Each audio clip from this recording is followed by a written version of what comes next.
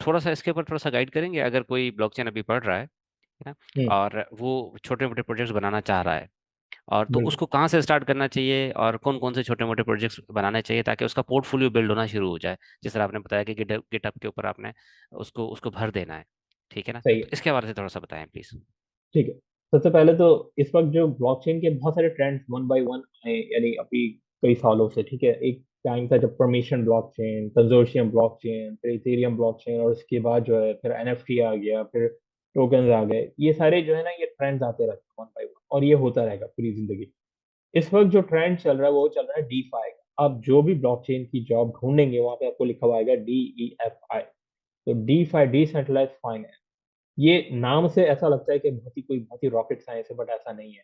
DeFi जो simple, यानी terms में हम ये कह सकते हैं कि जो कि बैंकिंग एप्लीकेशंस जो बनती थी, जो आपको जैसे कोई लोन देती है, या फिर आपको आपका अकाउंट खोलती है, और फिर उसके बाद आप उसके अंदर कोई पैसे जमा कर दिया आपने, और उसके एवज जो है आपने कोई रुपीस ले लिया, यानी इस तरह के जो भी आप यानी फाइनेंशियल टेक्नोलॉजी की बात करते हैं, वो अब डिसेंट्रलाइज फाइनेंस की तरफ चीजें यानी बढ़ रही हैं और बन रही है। तो इस वक्त अगर आप जॉब सर्च भी करते हैं तो डीफाई का बहुत ज्यादा जो है वो आता है। मेरी सजेशन यही होगी कि जो भी डेवलपर्स ब्लॉकचेनर्स हैं, वो काम करने करने करते हुए जो है ना, जब आगे यानी जाएं, तो उनको उनको चाहिए कि अपने ना प्रोजेक्ट्स बनाना शुरू करें गिटहब के ऊपर। सबसे पहले तो ये बनाएं कि बेसिकली स्मार्ट कॉन्ट्रैक्ट कोई बनाएं जो कोई प्रॉब्लम सॉल्व करता हो। खुद ही सोचें।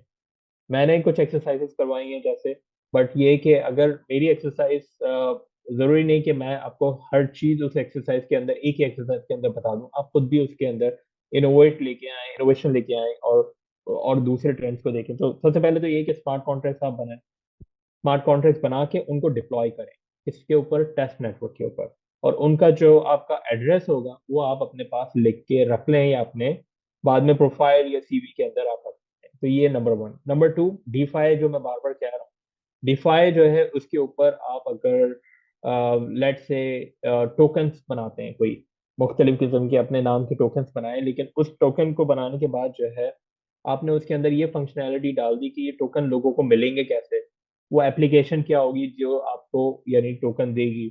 उसके ऊपर एक छोटा सा पैट प्रोजेक्ट बना लें, उसमें ये बता दें कि टोकन की गवर्नेंस, गवर्नेंस का मतलब ये है कि टोकन बेसिकली जनरेट करने के जो रूल्स होते हैं वो क्या होंगे, और एक प्रोटोकॉल बना लें कि उसके जनरेट होने के क्या रूल हो सकते हैं, और कब बर्न किया जाएगा। स्टेबल कॉइन का मैंने एक चैप्टर रखा हुआ है, और वो जो है डीफाई के कोर्स के अंदर इन डिटेल मैंने बताया हुआ है। तो उसके अंदर मैंने तमाम इन चीज़ों को हाईलाइट किया है। तो इस तरह के आप जब पेट प्रोजेक्ट्स बनाते हैं, और आपके पास डीफाई का प्रोजेक्ट है, इस तरह का टोकन का प्रोजेक्ट है, स्मार्ट कॉन्ट्रैक्ट का है, तो फिर ये कि आपके जो चांसेस होते हैं जॉब पाने के वो बढ़ जाते हैं, क्योंकि आजकल जो भी कंपनीज हैं वो यही करती हैं कि वो आपकी गिटहब प्रोफाइल पे जाके देखना शुरू करती हैं इस बंदे ने काम क्या क्या किया है, किन किन प्रोजेक्ट्स के ऊपर काम किया है। अच्छा, इन इसके अलावा जब आप क्रिप्टो की दुनिया देखें तो उसके अंदर जो है फिर आपके पास एक्सचेंज आ जाते हैं, डेक्स आ जाते हैं। तो एक्सचेंज वगैरह के ऊपर भी जो है टोकन आप क्रिएट कैसे कर सकते हैं, कैसे बना सकते हैं, वो सारी चीजें अगर आपने कुछ एक्सपेरिमेंट करके डाले हुए गिटहब के ऊपर, तो आपके पास ज्यादा चांसेस है।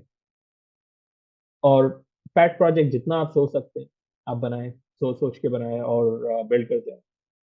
ये है। सर, इन छोटे मोटे प्रोजेक्ट्स के लिए अगर हम चैट जीपीटी या किसी भी जेमिनाई वगैरह वगैरह की हेल्प लेकर हम वहाँ से भी हम्म। छोटे मोटे प्रोजेक्ट्स निकाल के हम इसको कर सकते करके अपना पोर्टफोलियो बिल्ड कर सकते हैं।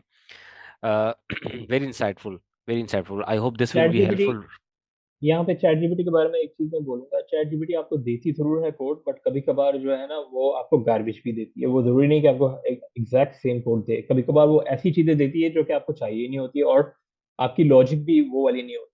अब ये मैं ऐसी बात कर रहा हूँ जो कि एक डेवलपर ही समझ सकता है, कि अगर जिसने चैट जीपीटी को यूज करते हुए कुछ डेवलप करने की कोशिश की है, और वो परेशान हो गया कि वो चीज नहीं आ रही, क्योंकि चैट जीपीटी आपको हर चीज का आंसर नहीं देती। ये मेरी राय, क्योंकि अभी भी ट्रू। एआई को आगे बढ़ने में कि वो डेवलपर को रिप्लेस कर सकती है, ये पता नहीं। एक तो हमारे यहाँ पाकिस्तान में कौन ये निकाल देता है कि वो आके जो है ना रिप्लेस कर देगी डेवलपर। डेवलपर कभी भी रिप्लेस नहीं होंगे। अभी आप 15 साल आप बैठ जाए, क्योंकि एआई जो है अभी भी जो है वो इवॉल्विंग स्टेज पे है।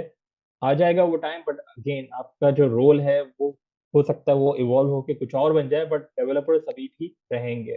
तो अभी भी जब आप एप्लीकेशन बनाते हैं, प्रोडक्ट बनाते हैं, तो प्रोडक्ट एकदम से एआई बना के नहीं देता, वो आपको एक छोटा सा पीस ऑफ कोड जो है वो देता है।